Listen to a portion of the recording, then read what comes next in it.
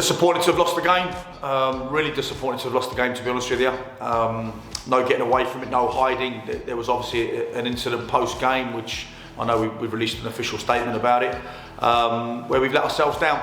And I keep talking and mentioning this word humility and humbleness, and people, not getting above their stations. And it's like you probably see up and down the country every single week. It's a bit of emotion, it's a bit of frustration. And unfortunately it's led to a silly incident. So when I have about 1,500 snapshots coming into my inbox and people telling me, because as I said, I don't really read all the nonsense on social media, naturally I was very disappointed with the usual lazy stereotypes about, well, it must have been the manager, or the manager would condone this kind of behaviour. And they are lazy stereotypes. I don't hide from it. I walk around with a cauliflower ear. I'm not exactly a small chap. I'm very loud. I'm quite a dominant character, and I do everything I can for 95 minutes to win a game. But one thing I will say is, I'd like to think I'm also a gentleman. I did the right thing after the game. I didn't sit there and make excuses. It's something that I'm disappointed with. I've been disappointed with a few things that I've seen from this group over the last 6 or 7 weeks.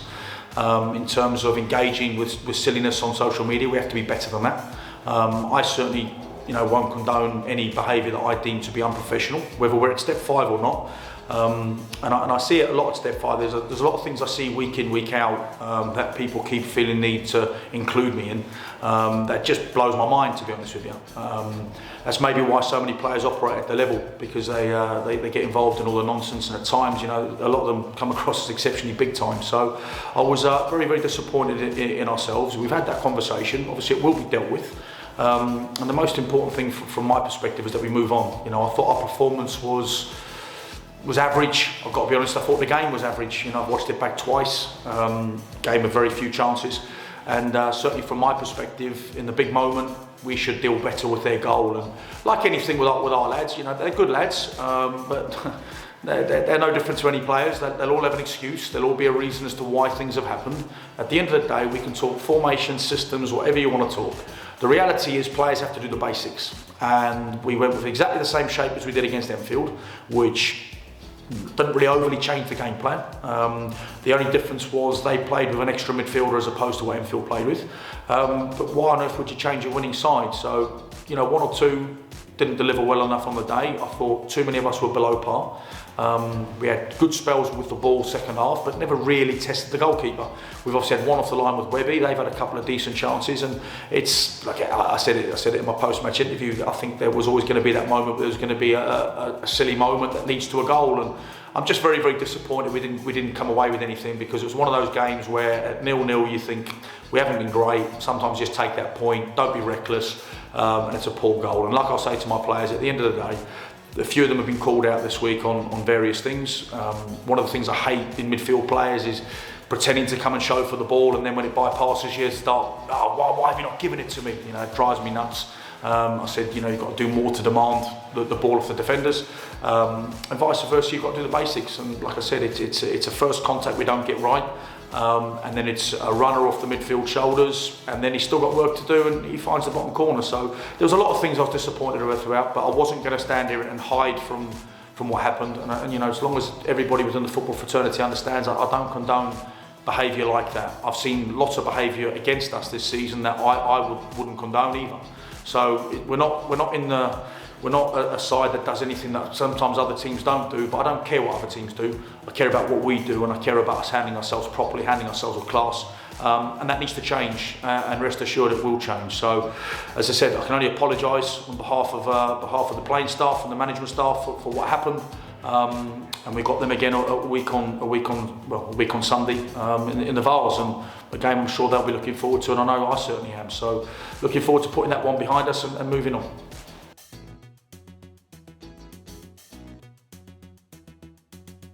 Yeah, I said in the post-match, I thought we were okay. I thought it was an okay game. I thought we were in complete control from start to finish. I think after about 3 minutes in, I think, as much as you can stand there and demand high standards and demand the intensity and tell about moving the ball quickly, players naturally do get into sloppy habits, and there was some definite slowing down of the tempo on the ball. I didn't think we moved it quick enough. I thought we invited silly contacts, but we created an absolute avalanche of chances. We created enough chances on the day to probably win 5 football games, which was pleasing for me. As I always say, I don't worry when strikers miss chances.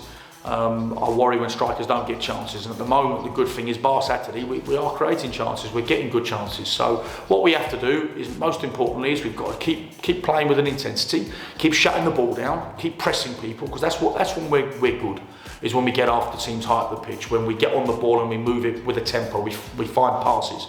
But in order to find passes, you need players with big cojones that are prepared to get on the ball under pressure, prepared to receive and take the ball in tight situations. And sometimes with our lads, they talk a good game, but some of them have got to start stepping up and delivering, and that's exactly what I'll tell them tonight. So I've said to them, well done, it's a 2-0 win, congratulations on doing your job, congratulations on doing the job that you're paid for.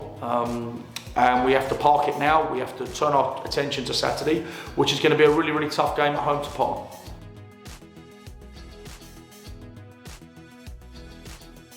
So I went with Terence Muchinaripi, took him to his scan today in North London. So we'll await those results. That we should hopefully have those back in the next 24 to 48 hours. And I'm sure every fan, every supporter, anyone who knows Terence out there will be hoping, like I am, that there's no cruciate ligament damage. So they've done a full MRI scan of every ligament in his knee, so hopeful that will come back and that they can rule out anything to the PCL, the medial collateral or the lateral collateral. So we're hopeful on that one. His movement and his balance is a lot better. He's been doing his prehab exercises, so we're really, really hopeful, because we've missed him without a shadow of a doubt. And I know Rory Mills has come in and been absolutely fantastic, and people say, well, when Terence comes back, no, if Rory keeps doing what he's doing, Rory will stay in the team and I'll move Terence somewhere else. It's not a problem, because I must be honest, as I said, Rory's been different class in the last 6 or 7 weeks, which doesn't come as any surprise to me. He was a player I tipped heavily last year. I said he would probably be the best of the lot, and he's certainly making strides towards that. But you know, we have definitely missed Terence, you know, for other things. He can play in midfield, he can play left wing back, he can play a multitude of positions. So to get him back will be really, really important. Liam LaCrowan, we've got to assess his ankle tonight and see how he is.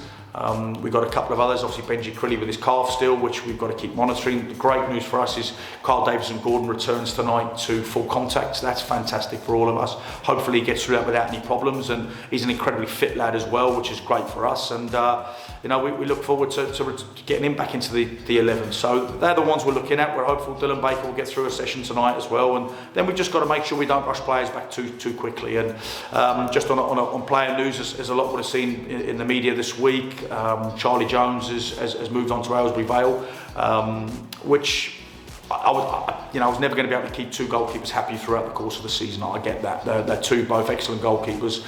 Connor Coulson's had a real upsurge in his performance. He's been excellent, and Charlie's never let us down. Charlie's been an absolute first-class individual. He's a wonderful human being. He's got great character about him, very confident, and Aylesbury Vale have got themselves a fantastic goalkeeper. And whilst I'm disappointed to lose Charlie, you know, I can't speak highly enough of him as a person and as a man, and I really do wish him well on his new venture, unless he's playing against us, of course, in which I hope he still remembers the Dunstable days with fondness. So he's been brilliant. Look forward to obviously welcoming him back at some point in the near future, but we wish him well on behalf of everyone at the football club.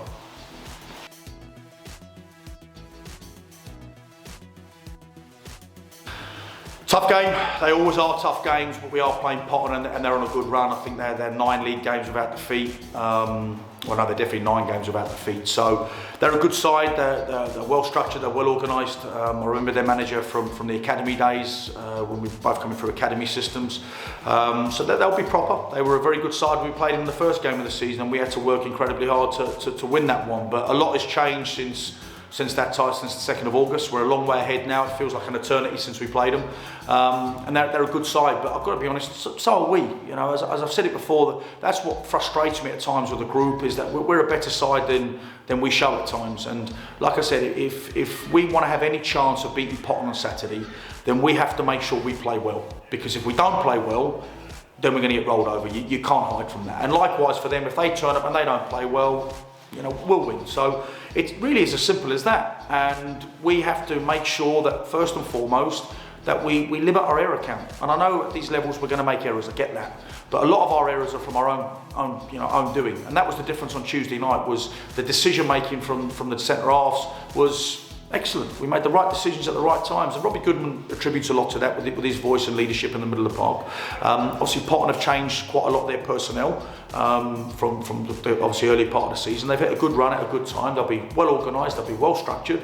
Their defensive record's excellent, and they've got goals in the team. So that's a real test for us. But like I say every single week, there's not a team in this level, there's not a team in this division that I look at and go, oh my God, we're going to have to park a bus and hope for the best. Nothing like that. We will worry about implementing our game. We don't make changes and adapt to how the opposition are going to play. And what we have to do ultimately on Saturday is do what we're here to do. Hopefully we'll have another good crowd here on Saturday. Hopefully we'll give the fans a lot more to cheer about than we did in the last couple of home games prior to Osei.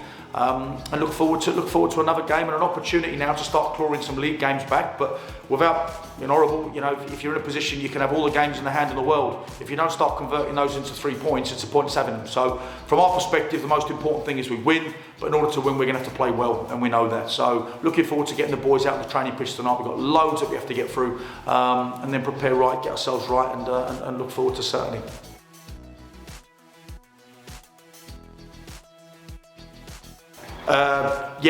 The game that was obviously postponed recently. It'll be the day after the England-Wales game, so hopefully we'll all be in a celebratory mood. And it'll be a tough examination of where we are. They've obviously got a few players back now from injury.